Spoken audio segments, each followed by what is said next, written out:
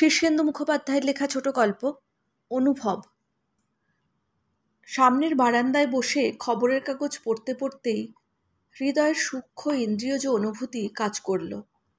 কাগজটা মুখ থেকে সরিয়ে দোতলার বারান্দা থেকে নিচের মাঝারি চওড়া রাস্তার দিকে চেয়ে সে দেখল তার ছেলে মনীষ, নাতি অঞ্জন আর পুত্রবধূ শিমুল আসছে।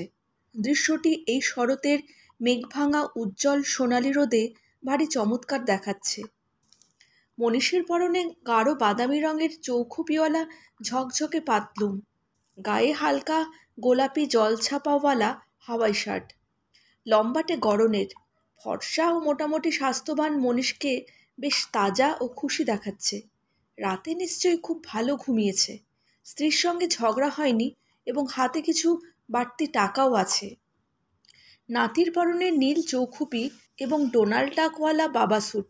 শিমুলের শ্যামলা ছিপছিপে শরীরে আঁট হয়ে পেঁচিয়ে উঠেছে একটা বিশুদ্ধ দক্ষিণী রেশমের কাঁচা হলুদ রঙের চওড়া কালো পেরে শাড়ি। দৃশ্যটা চমৎকার। মনীষের হাতে সন্দেশের বাক্স, শিমুলের কাঁধ থেকে ব্যাগ ঝুলছে। আজ রবিবার, ওরা সারাদিন থাকবে। সন্ধ্যের পর বন্ডেল রোডের ফ্ল্যাটে ফিরে যাবে। মনীষ বাবাকে দেখতে পেয়ে হাত তুলে চেনা দিল। হৃদয়ও হাত তোলে। তারপর নিষ্প্রিয় হয়ে আবার ইজি চেয়ারে পিছনে হেলে বসে খবরের কাগজের দিকে তাকায়। কিন্তু খবরের কাগজ পড়ে না হৃদয়। সে বসে তার সূক্ষ্ম ইন্দ্রিয়জ অনুভূতি বা ইনস্টিংক্টের কথা ভাবতে থাকে। এই যে খবরের কাগজ পড়তে পড়তে হঠাৎ মনের মধ্যে একটা ইশারা জেগে উঠল, আর হৃদয় দোতলার বারান্দা থেকে রাস্তায় তাকিয়ে দেখল সপরিবারে তার ছেলে আসছে। এ ব্যাপারটা তাকে বেশ খুশি করে। এমন নয় যে ছেলেকে দেখে তার আনন্দ হয়েছে, বরং এই রবিবারের আগন্তুক মনীষকে সে খুব একটা পছন্দ করে না। ওর বউ শিমুলকে আরও নয়। মনীষের বয়স এখন বছর 25 হবে। হৃদয়ের ধারণা শিমুলের বয়স মনীষের চেয়ে অন্তত বছর 2-3 বেশি। নাতি অঞ্জনকে এমনিতে খারাপ লাগে না হৃদয়ের, তবে তার বাপ মা তাকে নিয়ে এত ব্যস্ত এবং সতর্ক যে হৃদয় তার সম্পর্কে খুব আগ্রহ বোধ করে না আজকাল। একটু ক্যাডবেরি কি সন্দেশ হাতে দিলেও অঞ্জনের বাপ মা সমস্বরে ওয়ার্মস বলে আতকে ওঠে। আরে বাবা, কৃমি কোন বাচ্চার নেই? তা বলে কি বাচ্চারা মিষ্টি খাচ্ছে না? অন্য কেউ স্নান করালে নাকি ছেলের ঠান্ডা লাগে বলে শিমুলের ধারণা। এ বাড়িতে এসেই ছেলের জন্য শিমুল ফি রবিবার হাফ বয়েল ডিম আর সবজির স্টু বানানোর বায়না ধরবে। অত যত্নের ছেলেকে ছুতে একটু ভয় করে হৃদয়ের। আর ভয় করলে ভালোবাসা বা স্নেহটা কিছুতেই যেন আসতে চায় না।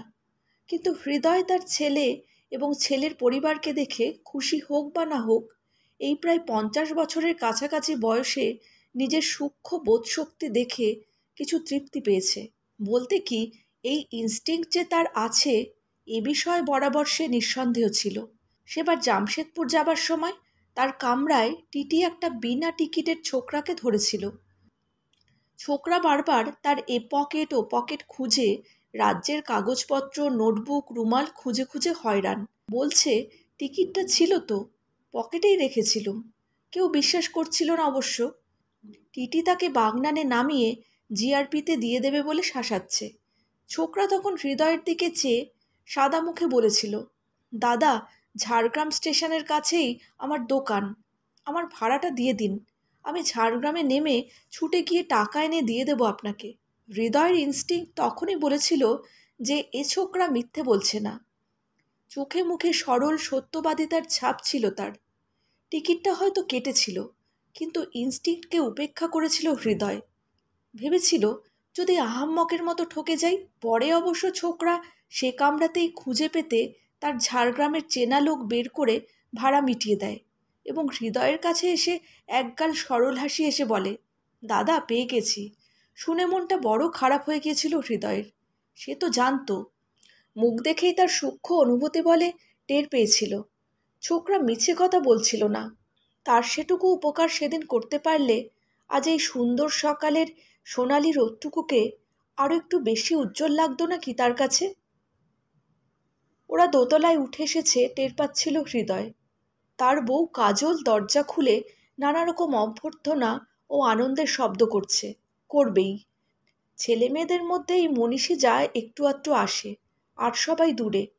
মেজ ছেলে অনিশ আমেরিকায়, ছোট খৌনিশ তার মেজদার পাঠানো টাকায় দেরাদুনে মিলিটারি একাডেমিতে পড়ছে।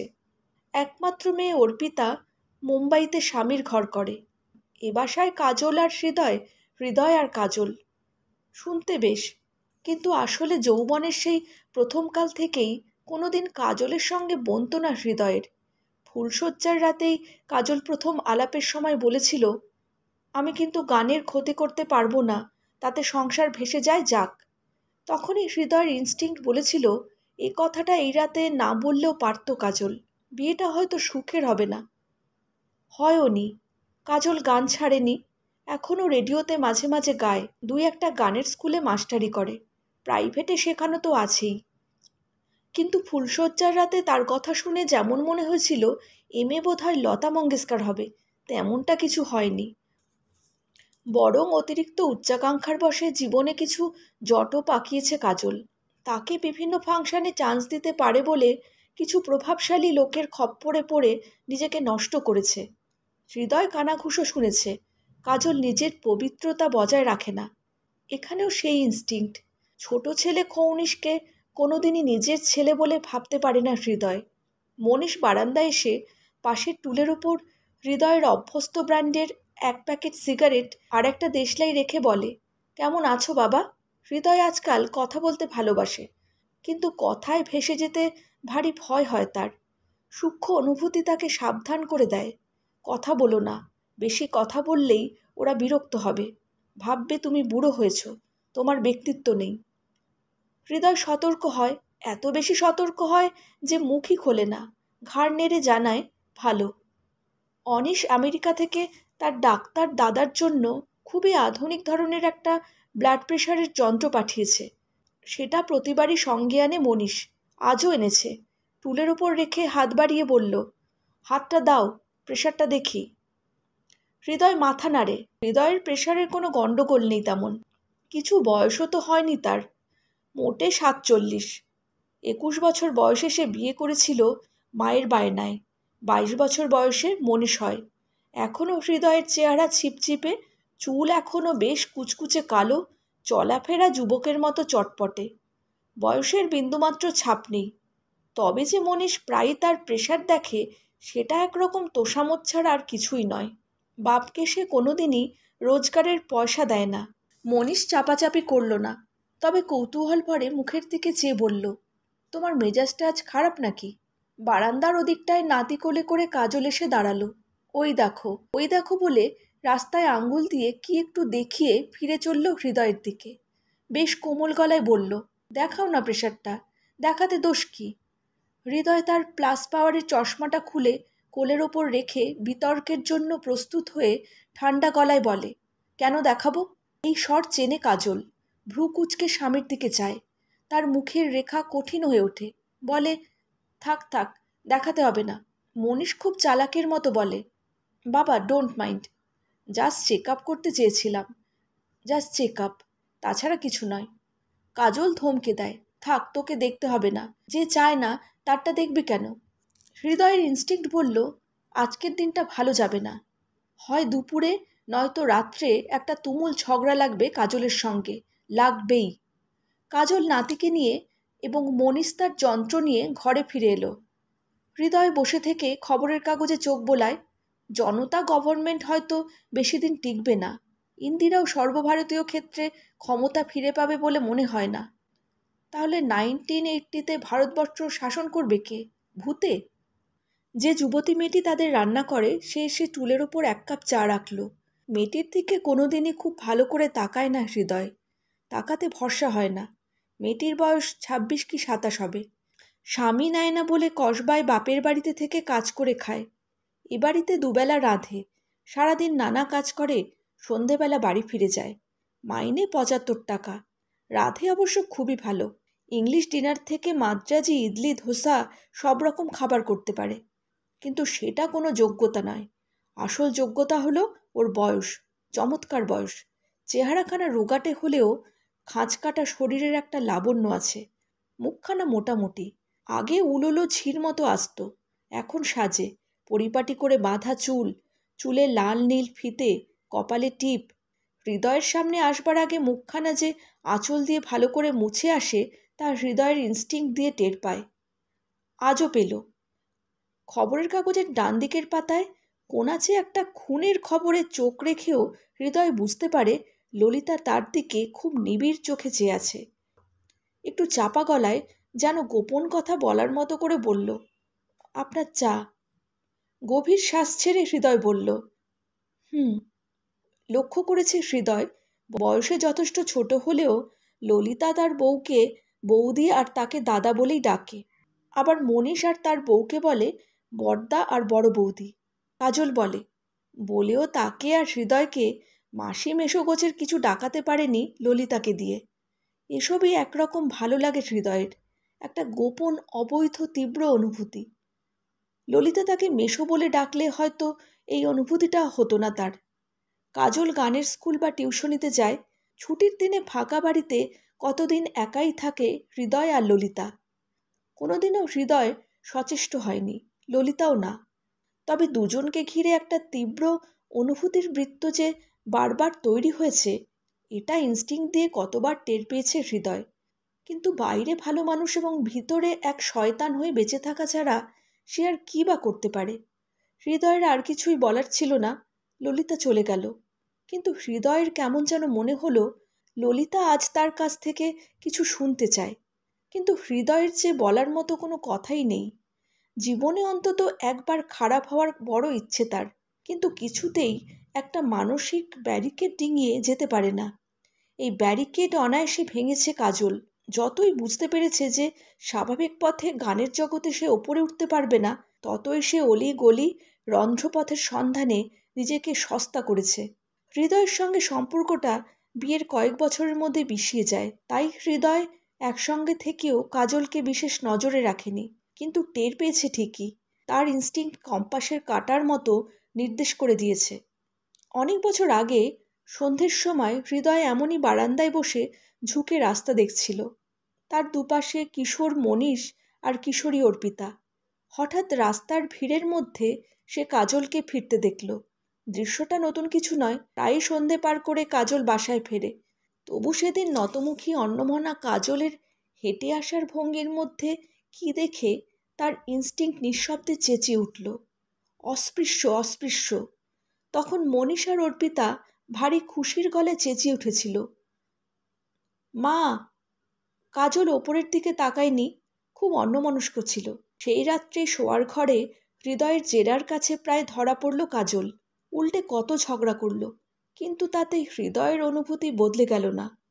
এতদিন বাদে এই সুন্দর শরতের ভোরে সেই সব পুরনো কথা মনটা ভারী এলোমেলো করে দিল। বাতাসে কোল থেকে উড়ে গড়িয়ে পড়ল খবরের কাগজের আলগা পাতা। গত 3-4 বছর ধরে একটানা কাজলের সঙ্গে তার সম্পর্কহীনতা চলছে। হৃদয় উঠল, কারো সঙ্গে কথা বলল না। পায়জামার ওপর একখানা পাঞ্জাবি চড়িয়ে মানিব্যাগটা পকেটে পুরে বেরিয়ে এলো।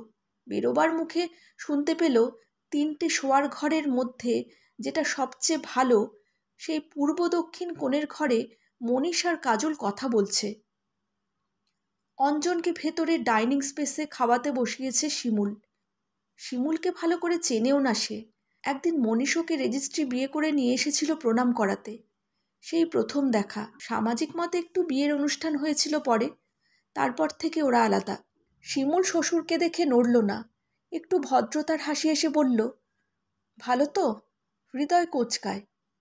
এরা কারা, কোত্থেকে এলো তা যেন ঠাউর পায় না। এত অনাত্মীয় এরা যে কথার জবাব পর্যন্ত দিতে ইচ্ছে করে না তার। দিলও না হৃদয়। ভিতরের বারান্দায় এসে সিঁড়ির দিকে পা বাড়ানোর সময় একবার অভ্যেস বসে রান্নাঘরের দিকে এক ঝলক তাকালো সে।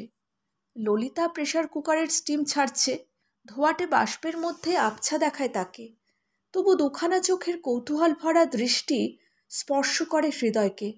কাউকে কিছু বলে আসেনি হৃদয়, কিন্তু কে জানে কেন ললিতার দিকে চেয়ে বলল, আমি একটু বেরোচ্ছি। ললিতা তাড়াতাড়ি প্রেসার কুকার রেখে উঠে আসে, মুখে ঘেমো ভাব, চুল কিছু এলোমেলো। অকপটে চেয়ে থেকে বলল, ফিরতে কি দেরি হবে? হতে পারে। ললিতা কিছু বলল না, কিন্তু সিঁড়ির রেলিং ধরে দাঁড়িয়ে চেয়ে রইল, যতক্ষণ না হৃদয় চোখের আড়ালে গেল। পুরনো আড্ডা সবই ভেঙে গেছে। বাইরের পৃথিবীটা এখন আগেকার মতো নেই, বড় পর হয়ে গেছে সব। এখন হৃদয়ের সবচেয়ে প্রিয় জায়গা হলো তার দোতলার ফ্ল্যাটের সামনের বারান্দাটুকু। এ গ্রেট ফার্মে সবচেয়ে উঁচু থাকের কেরানি হিসেবে তাকে অফিসে অনেকক্ষণ কাজ করতে হয়। সেটুকু সময় বাদ দিয়ে বাকি দিনটুকু সে বসে থাকে বারান্দায়। বেশ লাগে। অনেক মাইনে পায় হৃদয়। ওভারটাইম নিয়ে 1000-2,500 কি কখনো তার বেশি। পুজোর মাসে দেদার বোনাস পেয়েছে। সবটা তার খরচ হয় না। কাজলেরও আয় খারাপ নয়। দুজনের বনিবনা নেই বলে কাজল তার কাছে বড় একটা বায়না বা আবদারও করে না। তাই হাতে বেশ টাকা থাকে হৃদয়ের। কিন্তু সেই টাকা খরচ করার পথ পায় না সে। কি করবে? মদ খেতে রুচি হয় না, জামা কাপড়েরও শখ নেই, জিনিস কেনার নেশা নেই। কি করবে তবে? বুক পকেটে মানিব্যাগটা টাকার চাপে ফুলে হৃৎপিণ্ডটাকে চেপে ধরেছে। ভারী লাগছে। ব্যাগে কত টাকা আছে তার হিসেব নেই হৃদয়ের। কয়েকশো তো হবেই, 1000 কাছাকাছিও হতে পারে। চওড়া গলি পার হয়ে কালীঘাটের উল্টো দিকের রসা রোডে এসে দাঁড়ায় হৃদয়।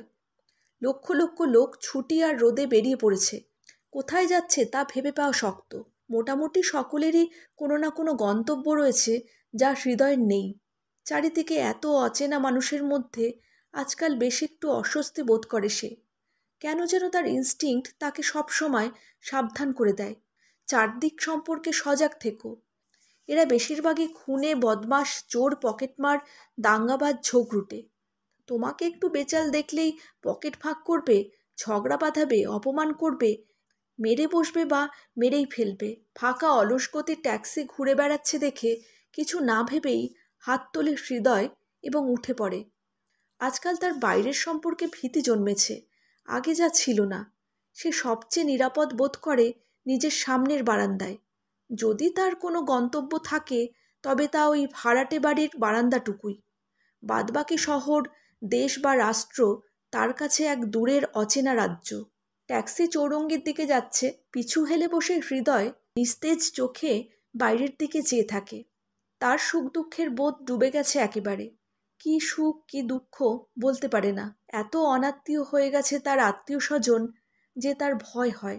এদের মধ্যে কেউ মরে গেলে সে তেমন কোনো শোক করবে না ভেবে মাঝে মাঝে সে একটু অবাক হয়। নিজের মনকেই জিজ্ঞেস করে, যদি এখন মনীষ বা অনিশের কিছু হয় তবে তোমার রিয়াকশন কেমন হবে? যদি কাজলের কিছু হয় তাহলে? ইনস্টিংক্ট তাকে বলে, কিছু হলে তোমাকে বাপু জোর করে থিয়েটারি কান্না কাঁদতে হবে। হৃদয়ের ইনস্টিংক্টটি সঙ্গে সঙ্গে বলে ওঠে, না হে তা নয়, আসলে তোমার সন্ন্যাসী হবার কথা ছিল যে, তা হতে পারোনি বলে তোমার মনটা তোমাকে ফেলে জঙ্গলে চলে গেল। এখন তুমি আর তোমার মন ভাই ভাই ঠাঁই ঠাঁই। মানিব্যাগটা বুকে বড্ড চাপ দিচ্ছে, দম চেপে ধরছে। অস্ফুট একটু শব্দ করে হৃদয়। ট্যাক্সিওয়ালা বাঙালি ছোকরাটি একবার ফিরে চায়, বলে, কিছু বলছেন? হৃদয় মাথা নাড়ে। হ্যাঁ, সে কিছু বলছে। বহুদিন আমাকে বড় অনাদর করেছ তোমরা। ঠিকমতো লক্ষ্য করনি আমার রক্তচাপ, হৃদযন্ত্র বা ফুসফুস ঠিকঠাক কাজ করছে কিনা। জানতে চাওনি কতখানি ফ্যাকাশে হয়ে গেছে আমার হৃদয়। হৃদয় মানিব্যাগটাকে পকেট শুদ্ধ খামচে ধরে বুক থেকে আলগা করে রাখে। তারপর ট্যাক্সির মুখ ঘোরাতে বলে, কোথাও যাওয়ার নেই, শুধু ওই নিয়তি বারান্দাটা ছাড়া। বাড়ি ফিরে আস্তে আস্তে প্রচণ্ড রাগ হচ্ছিল হৃদয়ের। কেন এই বাড়ি ছাড়া তার আর কোনো গন্তব্য থাকবে না? কেন আর কোথাও তার যাওয়ার নেই? কেন এত কম মানুষকেই চেনে সে? মানিব্যাগটা আলগা করে ধরে রেখেও বুকের বাঁ ধারের অস্বস্তিটা তার গেল না। দমচাপা একটা ভার। রসা রোডে নিজের গলির মোড়ে ট্যাক্সিটা ঠিক যেখানে ধরেছিল সেখানেই আবার ছেড়ে দিল সে।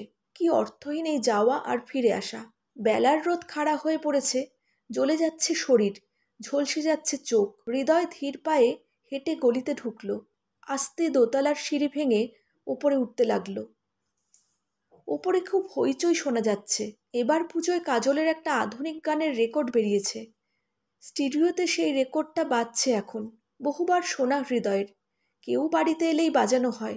জঘন্য গান, প্রায় অশ্লীল, দেহ ইঙ্গিতে ভরা, ভালোবাসার কথা আর তার সঙ্গে ঝিনচাক মিউজিক। দোতলার বারান্দায় উঠতে খুবই কষ্ট হলো হৃদয়ের। মানিব্যাগটা বের করে ঝুল পকেটে রেখেছে, তাও বাঁ দিকের বুকে চাপটা যায়নি। এখন সেই চাপ ভারের সঙ্গে সামান্য পিন ফোটানোর ব্যথাও। সিঁড়ির রেলিং ধরে দাঁড়িয়ে হাঁ করে দম নিচ্ছিল হৃদয়। বুঝতে পারছে তার মুখ সাদা, গায়ে কলকল করে ঘাম নামছে। ললিতা ডাইনিং হলের পর্দা সরিয়ে দ্রুত পায়ে বেরিয়ে যাচ্ছিল।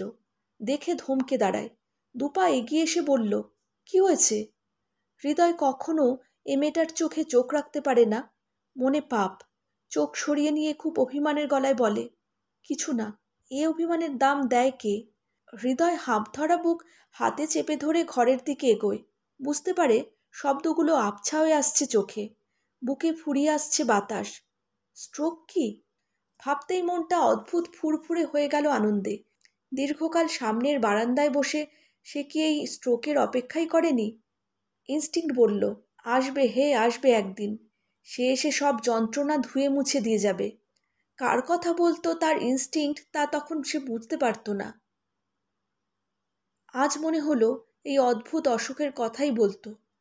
হৃদয় ভেবেছিল খুব নাটকীয়ভাবে সে ঘরের দরজায় লাট খেয়ে পড়ে যাবে, কিন্তু পড়ল না। হাত পা কাঁপছিল থরথর করে, বুকে অসম্ভব ধরধরানি আর হুলের ব্যথা, গায়ে ফোয়ারার মতো ঘাম, তবু পড়ল না।